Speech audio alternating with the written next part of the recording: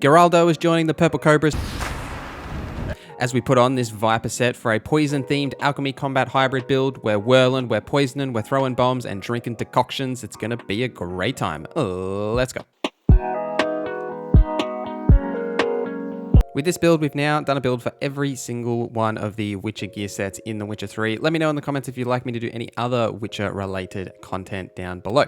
So we'll get into the build summary here, and this build definitely took me a while to figure out exactly what I wanted to do. I had this idea to make some sort of combat bomb hybrid, but what I found is that if you really want bombs to be successful, you have to go like 100% into them. Maybe we'll do a bomb build later and I can kind of explain that, but you really need more skills than the option to make it some sort of a hybrid. You have to really go all in on alchemy. I also tried something with crossbows, like with the crossbow mutation and some of the other things, and it didn't really work, and I don't really like crossbows in general. So instead, what we've landed with is this fast attack hybrid build that uses a lot of decoctions, as well as one of the lesser used mutations that I actually think is kind of cool, and I wanted to use it because it sounds cool and it's fun. So what I'm talking about here is metamorphosis, which is the mutation that applying critical effects to opponents activates a random decoction for 120 seconds with no toxicity cost. The max number for the decoctions that you can have at one time is 5. And also what I noticed is like this randomly selected decoction is only from the ones that are in your inventory. So if you only have crafted the decoctions that are actually really good,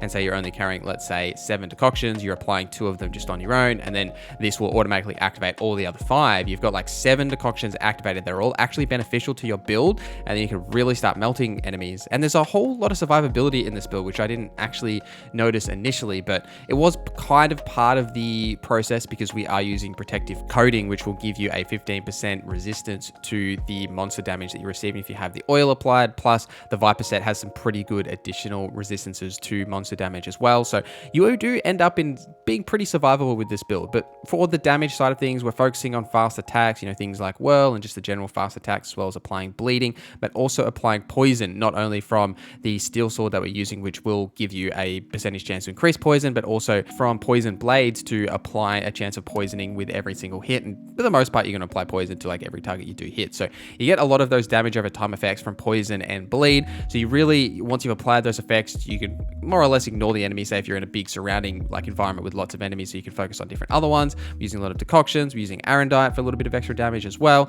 as some critical hit damage and critical hit bonuses that we're focusing on with a couple of skills, which we'll get into in the skill section in a little bit. But first, let's talk about the armor and weapons. So for the armor, we are using the Viper set as we've previously discussed. Now, the thing with the Viper set as a whole is you don't get a Witcher set bonus. That is a little disappointing. I wish they added something with the next gen update, like say, for the 6 of 6, it's like increase your poison damage or something like that. Something really easy would have been good to do. But for these swords themselves, I'm using the venomous steel sword, which will give you a chance to apply poison, as well as arendite, just because of the damage that arendite does. Because we aren't focusing on the Witcher set bonuses here for having 6 of 6, you can use arendite. You could also use, some other steel sword if you wanted to, instead of using the venomous steel sword, as you don't really need it for that like plus poison damage, as you will apply that anyway for the most part. For the runes here on the steel sword, I am using the preservation, so armorer's table and grindstone bonuses will never expire.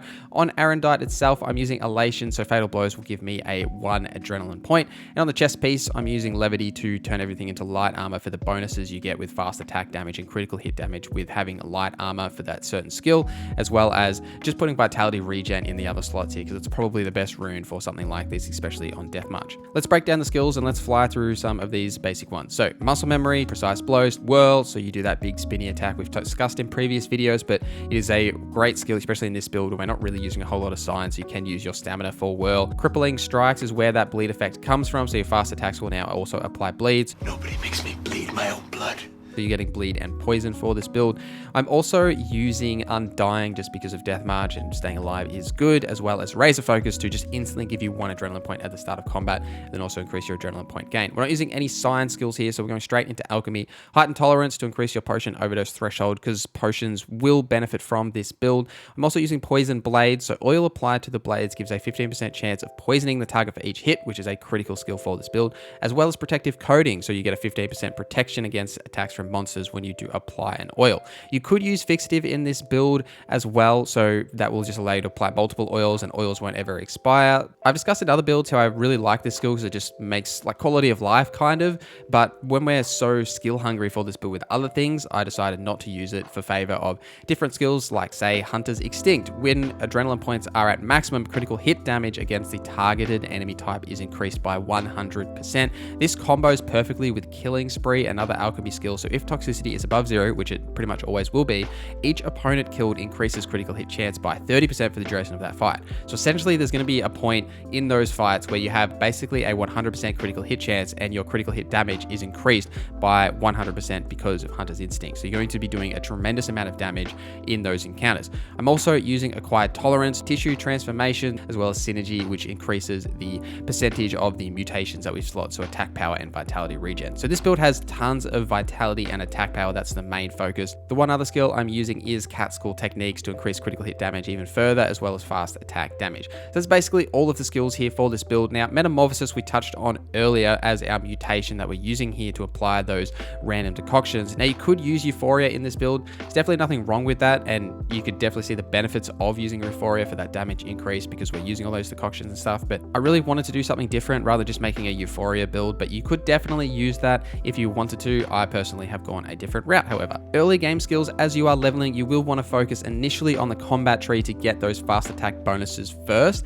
and then move into alchemy and pick up the first main 2 skills really in alchemy, which is protective coating and poison blades. Those are the main 2 that you'll want, and then eventually you'll slowly like move down to get synergy, but I wouldn't worry too much about alchemy until you've got most of the combat skills, as you're gonna get the most bang for your buck from the combat skills in the early stages of a playthrough, especially on Deathmarch, because of things like Undying, as well as just your overall damage increases. And because of the Viper set is like an end game set that's only available in the Hearts of Stone DLC, you can't actually get it and then, you know, level it up like you can the other sets, how they have like enhanced, superior, etc. For variations, the Feline set is perfect here because it is a light armor set that increases your attack power. It fits perfectly in what we're kind of doing with this build.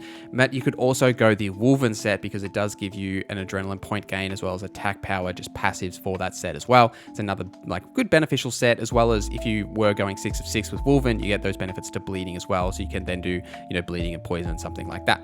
Some quick build tips for this build. Bombs are great because we're using alchemy here, so you get passive buffs to your bombs as well, just for using alchemy skills. So you got plenty of bombs you can use here, like Northern Winds and Dancing Star, etc., that'll really benefit for you. I mentioned before that I'm using preservation so that armor tables and grindstones never expire. So obviously you want to make sure that you are enhancing your gear at those, and then obviously they never expire from that point onwards.